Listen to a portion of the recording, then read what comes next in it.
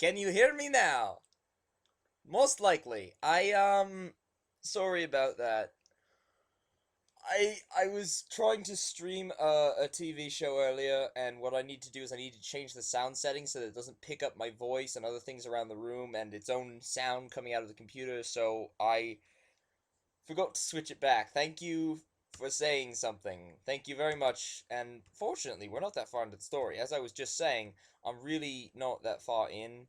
I'm like a paragraph or two in. So you haven't missed much. Although, honestly, showing up 17 minutes after the scheduled time and wondering if it started, if I wasn't late, I would be laughing at you. I'm mostly laughing at myself. No, I'm late because my brother was watching this new show called Ultimate Spider-Man. Well, it's not a new show, it's 2012. But, we don't actually know what channel it's on. Um, we watch it on Netflix. So, yeah. And as I was just saying a moment ago, my lava lamp is just turning on. It's completely flat. Normally, with a lava lamp, there's the wax heats up from the bulb, and you get a liquid pocket beneath, but the crust is still there, and then it like shoots up through that, and then cools instantly because it hits the cold oil that hasn't been heated up yet. And usually, when I catch that, I like to turn the lava lamp off so it cools, and then turn it back on again, so then another one springs up, and I get all these sorts of cool designs. But now there's nothing. One great stinking hunk of nothing. This little piece up here, but full, fine. Anyways, so full story. Luna, there's a sentient race inside your main, and it gets right into it. I've only read like a paragraph, so I'm going to start over. And I like the German accent. I don't know if it's German or I can't really remember. The two seem so similar in my head. I know they're very different, but I I'll just start reading. The Princess of the Night looked down at the small sea pony inspecting her mane. The outer garden of Canterlot Castle was quiet save for the occasional guard, and the princess and the pony at her side. Pardon us, but who might you be, and why are you staring at our mane? Luna asked. I'm Ruby Shell, sister to the ambassador of the Sea Pony Nation, but we have a more serious matter at hoof. The red-coated pony said. We have a reply. Ah, yes. My mistake.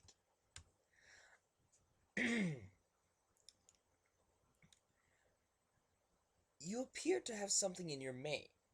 Luna examined the sea pony and her oil-stained blue overalls. Her green eye, yes, like I said a moment ago, it just gets right into it. Anyways, I'm not going to go over that again because I don't want to take up too much of your time because this is really going to be like a 10-minute reading anyways. Her green eyes inspected Luna's mane with microscope lenses on a pair of goggles. She raised the magnifier and nodded. Yep, I'm afraid to say this, but Luna, you have a sentient race inside your mane. The princess stared. She started to laugh. Ah, dear subject, you are quite the entertainer. How could a race of anything live inside our mane? It is composed of a magnificent field of stars, galaxies, and nebulae all swirling around inside a cosmic mass of light and solar waves. Do you hear yourself, Luna? Seriously. I mean, if there's an entire galaxy inside your mane, which kind of reminds me of the Men in Black movie, where the galaxy was this tiny little blob and it actually had a galaxy inside. But anyways, if there's actually a galaxy inside your mane, who's to say there aren't living creatures in there? I mean, really, it's probably what sparked this story. I mean, the person like, oh look, Luna has sparkly hair, and well, not stars in her hair, and so there's probably a galaxy in that. There's probably planets too, and living things. I'm going to write the story. It's probably what was it? Board Game Brony? Board Game Brony? Board Game Brony. Yes, it is Board Game Brony. I remembered. So, anyways.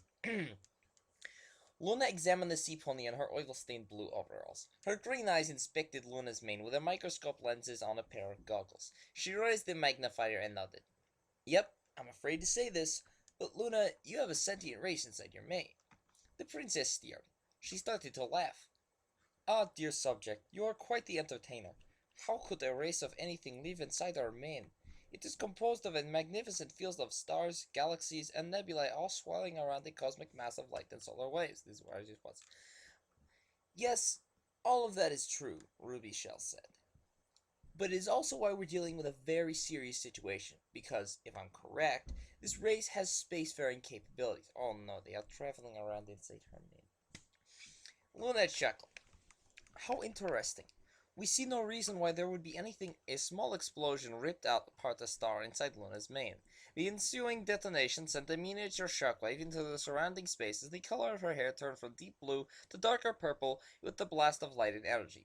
Luna stood open-mouthed. What was that? She yelled. Looks like an orbital space pulse cannon ripped apart a nearby star. Luna, not only do you have a race of interstellar beings inside your main, they appear to be at war. Ah! Luna grabbed her mane and eyed the remnants of the small particle explosion. Who is doing this? I don't know, but I can figure out some details about this race if you're willing to answer a few questions. Yes, anything! How often do you wash your mane? Luna put her hair down and turned away. Her face grew red. When was the last time you washed it? Luna scratched at the ground in front of her with a hoof. Our mane does not take to water very well. It's made of space. Why would we need to attend to it? Space attends to itself. Ruby raised an eyebrow. Luna, you're over 1,000 years old, and you've never washed your mane? Luna looked away, then nodded. No wonder this race has had all this time to move beyond their simple biology and into the space age. You've given them the perfect opportunity to adapt over a long period of time so that they can become a spacefaring civilization. Remove them at once! How? Ruby asked. They seem really cozy in there, except that one star they blew up. No! My main verse!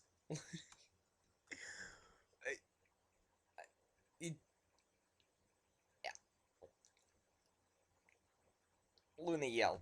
Ruby looked at the edge of Luna's hair as it blew without the need for wind. They appear to have set up a wealth of mining. You can see all this with your micro goggles. I want these goggles. I want them. I want it now. I want it now. They appear to have set a wealth of mining colonies on a green-hued star near the end of known space. They have found mineral ore inside Ulysses? Luna said as she turned to inspect the tip of her hair. You named the stars in your main? Ruby asked. They both stared as a tiny explosion tore through one of the mining ships as it made its way out of the star Ulysses. And they can both see this.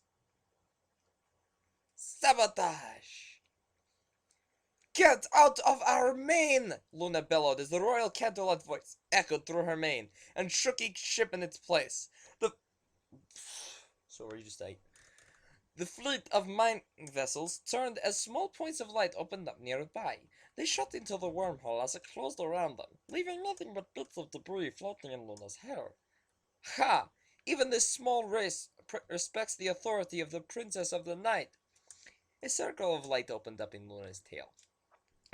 The company of ships exited into the surrounding space and disappeared.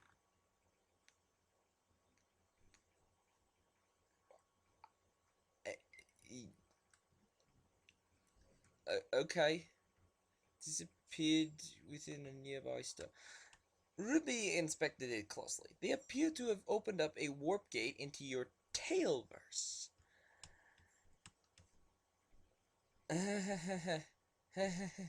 I'm glad you're enjoying it. I'm sorry, but I'm completely at a loss here. Not this Southern universe! Luna yelled as she spun wildly, nipping at her own tail. One guard stood and watched, with wide eyes, as the princess grunted and screamed at her own hair. Begone, vile interlopers! She turned to the guard, who gaped in surprise. Ah, Newbie Gold, go fetch Celestia at once. Tell her there is a matter of internal security that needs attending to. Go! The guard nodded in confusion and galloped off. Ruby, get them out! Hold on just a bit. Maybe your sister has some ideas on what to do about this. Less than 1 minute later, Princess Celestia leapt off the highest tower and sailed to a rest next to Princess Luna. Yes, my dear sister? You spoke of an urgent matter? There is a war going on! Celestia's eyes widened. Oh no, I have feared this. Where is this war? Inside our main! Celestia did not move for a few moments. Her eyes were expressionless and her gaze was unreadable, kind of like mine a few moments ago. She blinked a few times at the sight of her sister's constant dancing in place as she turned, nipped at her hair, and then stared back at Celestia with ears down and eyes full of sorrow. They blew up... They blew up Sophocles? Sophocles? Sophocles. Sophocles. Sophocles. Luna said pitifully. Who? Celestia asked. Ruby stepped forward. I think that's the name of one of the stars inside her mane. You named the stars inside your mane? Celestia glanced at the northern universe that was Luna's hair. And now they're in our tail. Luna fell to the ground and began rolling around in the dirt. Ruby immediately rushed to her side. Careful, Your Majesty. Such an aggressive tactic may be considered an act of war.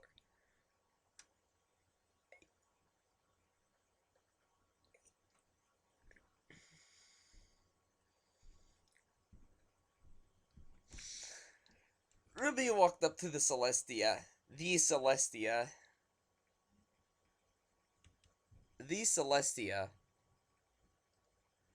As Luna continued rolling on the floor behind the sea pony. Oh, that's right, she's a sea pony. A great wall of dust formed as Ruby spoke. Apparently, your sister has never washed her hair, and as a result, a race of sentient micro-beings have taken up residence, researched and perfected the use of space travel, and now started an interstellar conflict where they are using orbital pulse cannons to battle across the depths of her mainverse. They have already destroyed one star and attacked a mining colony on Ulysses, and if they don't come to a peaceful solution soon, the entire universe and Luna's hair may be at stake. They're bombing Juno!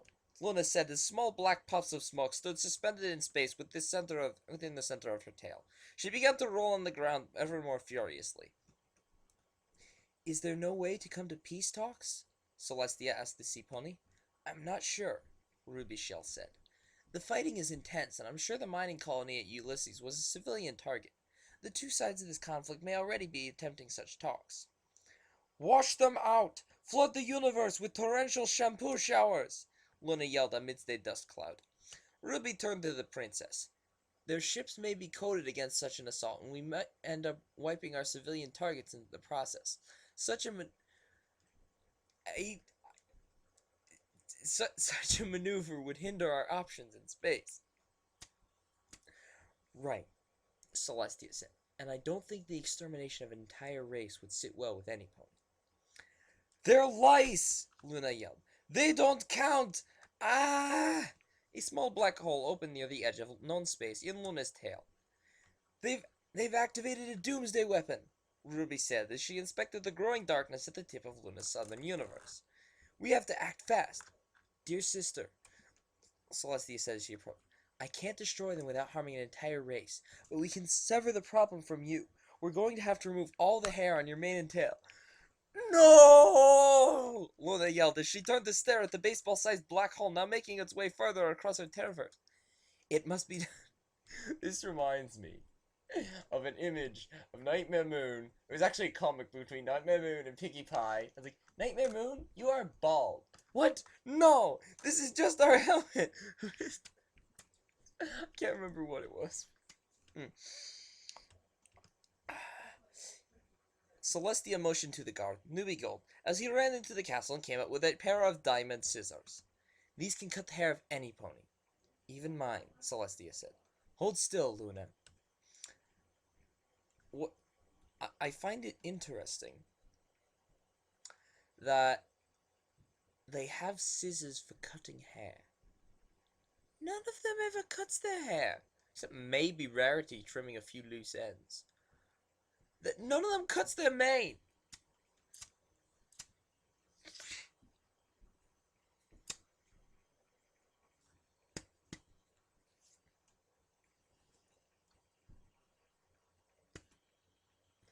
Totally doing that from now on. I can make noises with my nose. back to the story. Sorry, that's my ADHD look squirrel kicking in. Luna stared at the night sky as Celestia stood next to her. The bald head and hairless tail nub of the Princess of the Night made her tear-filled eyes all the more sad. Celestia sat next to her sister and hugged her close. I'm sorry war was declared inside your hair. Which, the saying of that line, in and of itself, should just... I don't even know how to say what that should do. It's just, it makes no sense at all. Luna said nothing, but and did not turn to look at her sister. I have a present for you, Celestia said. She presented a gilded gold box to her sister and placed it in front of her. Luna looked down, opened up, and peered in shock. She turned to her sister, whose mane and tail were now half their length. Though she smiled brightly, Luna picked up the replacement mane and tail, made of every hue of the sunrise, and put them on. The tail sat loosely on a small, nearly invisible belt. I feel strange. Wait, Luna asked. Did you wash... Yes, Celestia said. Every day. It's not that hard, really. She hugged her sister as Luna suddenly looked up. Where is my old hair? Somewhere in space, far past the moon by now. I wouldn't worry about it. Luna gazed at the night sky and thought of her stars. Okay,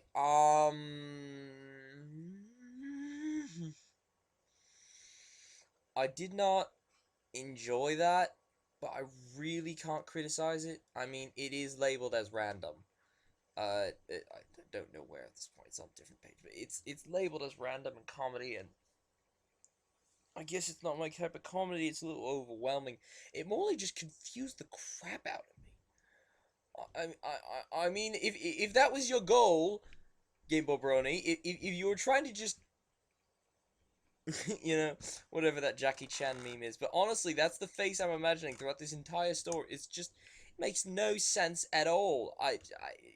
It's what I suppose would be referred to in the fanfiction universe, fanfiction.net, where I came from before I got to ponychan, as a crack fiction, which have never been my style. I have never really enjoyed them. So that would make perfect sense. But what I hate this is what I get for being on a laptop and using a mouse pad. Sometimes it just jumps. Anyways, I can't thumbs down it, but I can't even leave a rating because I just don't know what to make of it. Whoever sent that to me, I don't really know who sent it to me. I think it was one of the first, but just I just I